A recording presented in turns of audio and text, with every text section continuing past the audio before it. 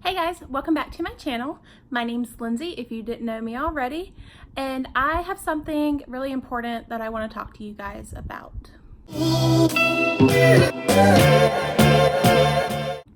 Hey guys, so I have a topic today that I really want to talk to you about. It's a topic that I really needed more information on, and I really needed to hear some personal experiences, and I couldn't find a lot of up-to-date information, and I found like some people's views weren't the same as mine, and so I really wanted to share my personal story with everyone on this topic.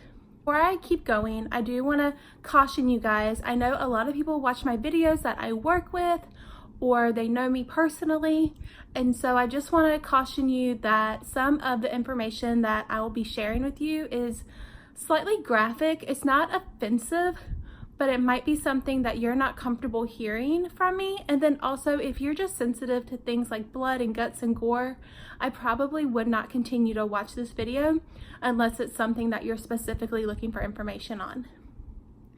So now that you have a chance to leave if you need to, don't say I didn't warn you. Know that I am comfortable sharing this information with people. I am comfortable with the world knowing what I've been through. And if you have questions, please feel free to reach out to me and ask them. I don't mind at all.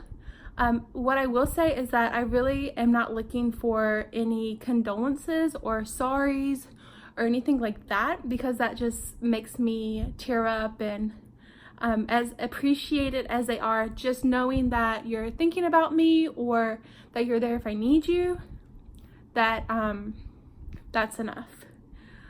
Also, you might see me cry in this video. I already feel myself kind of tearing up.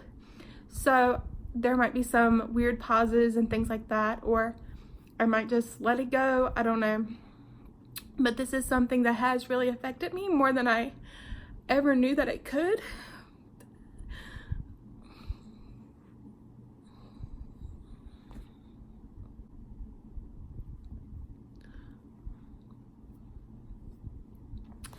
And just when I think I'm doing okay, I'm not. Hey guys, so the topic I want to talk to you about today is called Blighted Ovum and the miscarriage that accompanies it. So according to AmericanPregnancy.com, a blighted ovum happens when a fertilized egg attaches itself to the uterine wall but doesn't develop. When you have a blighted ovum, you feel pregnant. Your body thinks you're pregnant. It gives you the pregnancy hormones. You want to eat everything. Some people experience nausea and morning sickness and all of that stuff. You're pregnant, but there's no baby. So I experienced a blighted ovum, and I want to talk about it because I don't feel like it's talked about enough. And I feel like some people's opinions about it aren't the same as mine. What hurts some people doesn't hurt me, and what hurts me doesn't hurt other people. So I wanted to share my experience with what happened with everyone, and I also want to just share the story around it so everyone knows what happened. So my husband and I found out that we were pregnant in early October. I didn't experience a ton of symptoms, just mild cramping, hunger, and really that's it. A few cravings. I was on a lifestyle change, and so I was also still trying to maintain that. I did not want to gain a ton of weight. And also, I kind of felt like I might not be pregnant. I know that's crazy, but people would tell me something about being pregnant, and I would say, if everything's okay, because in my heart, I felt like something might not be okay. I was really looking for those stereotypical pregnancy symptoms, and I didn't have all of them, and I kind of felt left out, but people would tell me that every pregnancy is different and not to worry about it. And so I tried not to worry about it, and I let myself experience all the joy of pregnancy and sharing that with my close friends and family and a few co-workers. And I was really excited. I was so excited. Mike, I think, felt the same. He was hesitant. We had been trying to get pregnant for 5 or so years, and it hadn't happened. And we honestly kind of had come to the conclusion that we couldn't have kids, and we were starting to become okay with that. We had looked into adoption, and we had, explored different alternatives, but at this point we were just kind of living our life and doing our thing, and we were okay. And this was a really exciting shock when we found out that we were having a baby.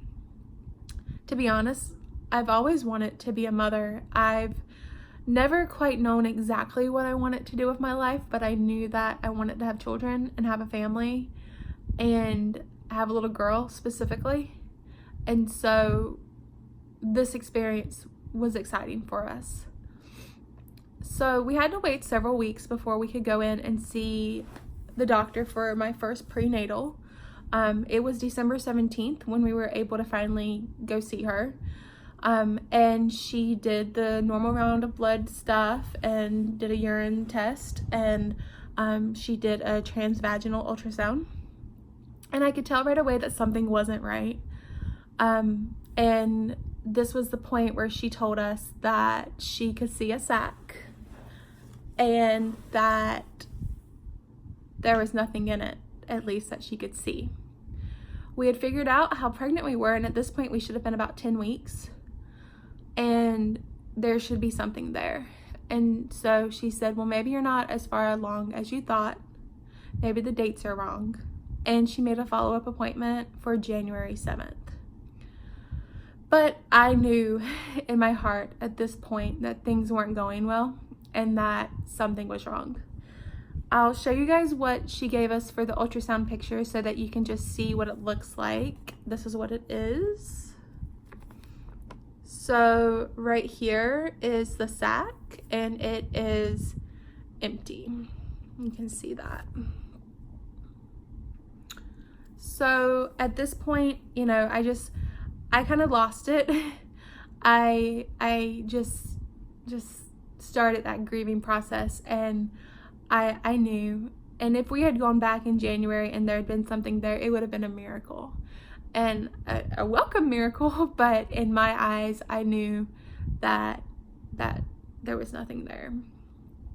And so we had to carry on through the holidays, and it was a tough holiday season. We did our best to keep up the spirit. Christmas is one of my favorite times of the year. I love to decorate. I love to go see the lights. I love to sing the songs. I love to eat the food. I love Christmas. I love giving gifts to other people. And I wanted to try to continue that. I wanted to try to not miss a Christmas and to not feel like myself. And so we went through the motions of decorating and going to see the Christmas lights, and we went to see the Trans-Siberian Orchestra, and we had a friend over for Christmas dinner, and everything we tried to make as normal as possible. And it was fine up until after Christmas. The Wednesday night after Christmas, I started bleeding, and it wasn't very heavy.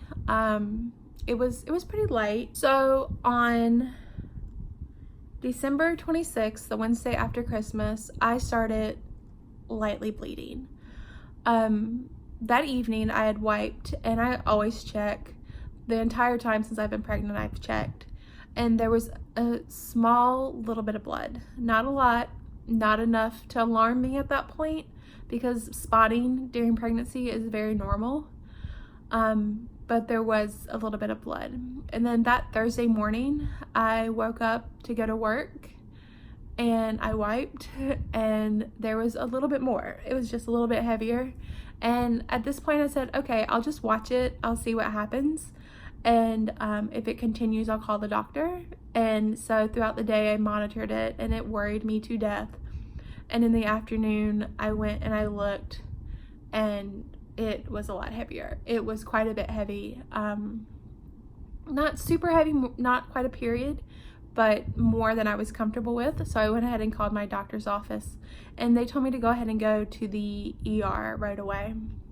And so I left work. It was probably about 4 in the afternoon, and my husband met me over at the ER close by, and I started to get the blood work done and an ultrasound and things like that to see what was going on. I will tell you guys that the ER that we went to sucked. Finally, I was triaged, and the doctor told me that, you know, if I am a certain type of blood, then I would need a shot in order for me to be pregnant in the future, basically.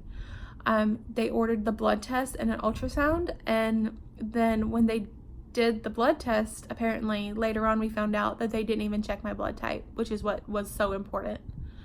When they did the ultrasound, they got lots of views. They really did a good job, I feel like, looking at everything. But the ultrasound tech, he said that I looked like I was about 5 weeks pregnant, which is about what my doctor had told me 2 weeks before. And so I knew that that wasn't good news. What I was disappointed in is that nobody would tell me at this point that I was starting to miscarry. Everybody would say, well, if you are 5 weeks pregnant, then it's a perfectly normal pregnancy. But I was not 5 weeks pregnant, and it wasn't a perfectly normal pregnancy. And so that was kind of upsetting. Also, when they sent my labs, they were really behind in the lab. And they said that I would have to be there for about 6 more hours waiting for the results. And I would have to spend that time up in labor and delivery. And that just did not feel like a good scenario for me. And so we decided to go home and wait for the results. So we woke up the next morning and checked for the results, and they never checked my blood type. Like, the most important part, they didn't do, which was very concerning. And so we got up and got dressed, and we went to a new ER where they did check my blood type, and they were actually fantastic. The doctor there did tell me that I was starting to miscarry, and that I should just know that, and he gave me a little bit of information about it. But every miscarriage is different. So I'll tell you guys what mine was like.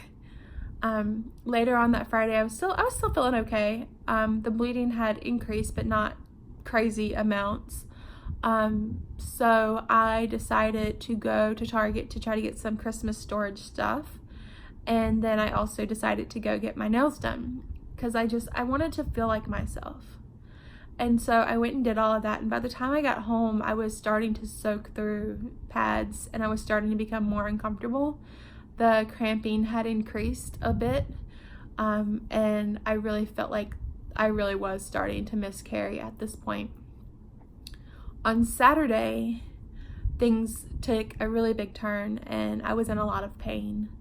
At one point, I was sitting on the couch, and I had just changed my pad, and I just felt weird, and I got up, and I had bled all on the couch and myself. I was soaking through pads at this point uncomfortably, and the pain had really picked up. I tried to go to the bathroom, and as I pulled my pants down, blood just poured out of me onto the floor. My husband was amazing during this time. He sprung into action, cleaned up the mess. He really stepped up. He made sure I was comfortable. He hugged me, he loved me, and he really took care of me, and I'm so thankful to have him as a husband. And it really made me appreciate him more than I had in the past. I really took him for granted, and I'm so glad that he was there. On Sunday, I was still in quite a bit of pain, and I was still bleeding very heavily. Wait. That Saturday night, I did pass what was the sac, it was pretty clear what it was. You could see it passed, and it looked like a jelly sack, kind of like maybe what an implant for your boobs might look like, just like a soft gel sack. And that was sad. Also, the blood clots were huge. I had started naming them because they just had identities of their own and they caused so much pain. So that's just, you know, something that was slightly terrifying. That Sunday, things started to get a little bit better. The pain was still bad, the bleeding was still bad, but I wasn't bleeding through things at this point. Not like I had been before, or at least I had a better handle on it. On Monday, I was still bleeding pretty heavily, a little bit heavier than a period of mine. The cramps were still there, not crazy bad, but they were still there. And then on Tuesday, the pain kind of started to subside. The bleeding kind of slowed down a little bit, and I was starting to feel a little bit better. That Monday was New Year's Eve, and Mike and I had stayed up to watch the fireworks. We're really lucky to be able to see a whole skyline's worth of fireworks from our upstairs bedroom, and it was beautiful. It was great. I kind of felt a little bit of closure at this point because I really felt like, you know, the worst was behind us. The worst was in 2018, and now it's 2019, and I'm gonna move forward. It's gonna be okay, and I'm gonna move forward. I did get a little sad because I was just envisioning a little 5-year-old kid standing there with us looking up at the fireworks, and I did get a little teary-eyed then, but I felt good that, you know, we had ended that year and I could move forward. So the next day, things were getting much better. I was still having the bleeding, still having the cramping, but nothing like on Saturday and Sunday. And then on Thursday, I felt pretty okay. I felt okay. I'm still slightly bleeding. Cramping's going away. I'm really not needing to take anything. And this just continued through that next weekend and to today. Today's Tuesday, the 8th of January. And the bleeding's very light. I can wear a panty liner now. The cramping's fine. I feel like myself pre-pregnancy, and everything's fine. Now, yesterday on the 7th, we did go back to the doctor. We let her know what had happened while she was away, and she did another ultrasound just to make sure that everything was fine. So she did that ultrasound. The sac is gone. And she said there's just a little bit of blood left, and that blood will come out within the next week or so, and then it'll be over. And so I really feel like we're on that back end of things and we're able to start moving on. During this time, you know, I know my husband has been in a lot of pain, and it's been hard for him. I feel like as soon as we found out that it was an empty sac, like, I started processing, but I feel like he was being strong and he hadn't started processing like I had. And so, you know, he's still having a little bit of a hard time, which is sad, but we're getting through it and we're gonna be okay. We do want to continue to try to have children.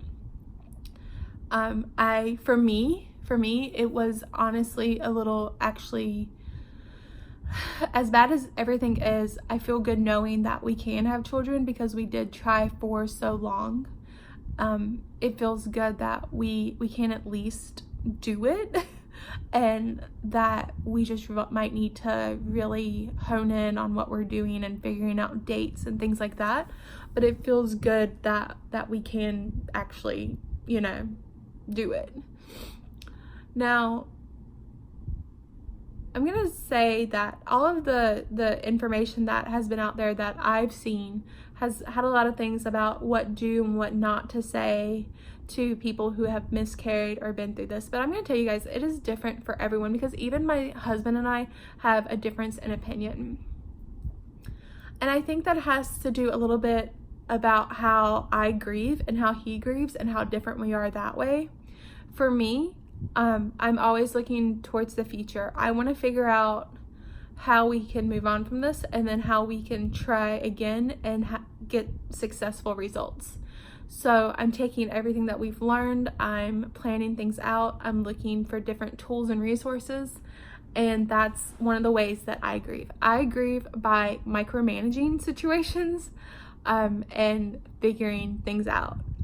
I don't think he's there yet. I think right now he's experiencing some anger. I think right now he's still having a hard time talking about it. I really wanted him to be in this video as well, but he's just not ready to, but I'm ready to talk about it. He said that he's fine with me talking about it. It's just that he's not quite ready to talk about it. And again, that goes back to when I started grieving versus when he started grieving. I think I've been grieving a little bit longer and I've had more time to really think about it. But when it comes to things to say and not to say, there are some things that he says bother him. For example, when people say, oh, you can continue trying. For me, that doesn't bother me because it's the truth. I'm okay saying, well, we're going to continue trying, whereas he gets a little sad about that. Really, there's nothing good to say to someone going through this because they're going to take things differently. For me, the best thing for people to say is, I'm here for you if you need me. Or just checking in. If you see that I look like I'm having a hard day, just check in. You don't have to talk about it. You don't have to ask about it. Just a small little smiley face and a text message makes me so happy to know people are thinking about me and that they care. If you've had this happen to you, speaking up and telling that person could be really helpful, because when you're going through this, you do feel really alone because there's just not a group out there for people that have gone through this, because it's not the same as a miscarriage. It's almost like you've had this false hope and you don't really have a body to grieve. You don't have an actual person to grieve. But in your heart, there was a baby. There just wasn't one in you. And so it makes for I feel like people don't take it as seriously because there wasn't actually a baby. And I've heard that, so there wasn't actually a baby. And no, there wasn't actually a baby in my body, but in my heart there was a baby. And so that's one of the harder things. You do feel kind of alone. You don't feel like there's a support group out there for you. You don't feel like people truly understand. And so finding the words to say to someone is kind of hard, I think. People don't know what to say. If you've been through this, telling someone might help, because it does feel really lonely sometimes. So I've spent a lot of time thinking about the future and, what we're going to do. Our doctor told us to hold off on trying to conceive for about 2 cycles, but I've read a lot of things out there that say you don't have to do that. We do plan on visiting a fertility specialist to see if there's something wrong with us. We want to know if there's something wrong with us, and we want to go ahead and get that corrected. So we have plans on doing that in the very near future. For me, also, just kind of putting things to a closure has really helped. One thing that my husband and I did decide to do together was go and get matching tattoos. And so I did want to show you guys what we got. We did that today, actually. So we both got this balloon with the date and Roman numerals of the miscarriage of the sac, kind of like, the closure date, like, okay, we can see an end in sight right here. And so this is so fresh, guys. We literally just got this hours ago, and I'm about to take off this saran wrap because I know you kind of want to let it breathe. But yeah, we both got this exact tattoo. And we did that together just to give us a little bit of closure, to have a memorial. For me, tattoos always help with closure for things that I've been going through. And so that and new hair. I did a little something to my hair. I don't know if you can tell in this lighting, but that and hair, like the two combined, like it's got to do great things. So we did do that. And I suggest that if tattoos help give you closure, then you do it. For me, it's almost a meditative experience. When I get the tattoo, I focus on channeling the pain that I'm experiencing into the pain of the tattoo. And when you do that, it's almost like the tattoo doesn't hurt anymore. So yeah. So that's my story. I really appreciate you guys listening. If you're going through this, know that you are not alone in this, and that you are more than welcome to reach out to me to talk through this situation, because I know it is scary. I know it is so scary and so disgusting and so painful, and it's painful emotionally and it's painful physically, and nobody should have to go through this alone. And I'm so lucky to have had my husband, but he could never fully 100% understand everything that I was going through, because he just doesn't have the parts. Like he doesn't have them. So yeah. And then if you're going through something slightly different and you want to talk about it, just being open to one another, I think is so important to have people to talk to. And so please feel free to reach out. I'd be glad to try to talk you through it, or just listen. Try to find those right words to say that don't exist. So yeah. So I really appreciate you guys watching. If you enjoyed this video, that's weird, but subscribe. If you want to see something more like this, maybe follow me through my fertility treatments if I need to do that, or follow me about the fertility doctor, or I don't know, I'd figure something out to go through with you guys. Let me know that too. I will see you guys later. Bye.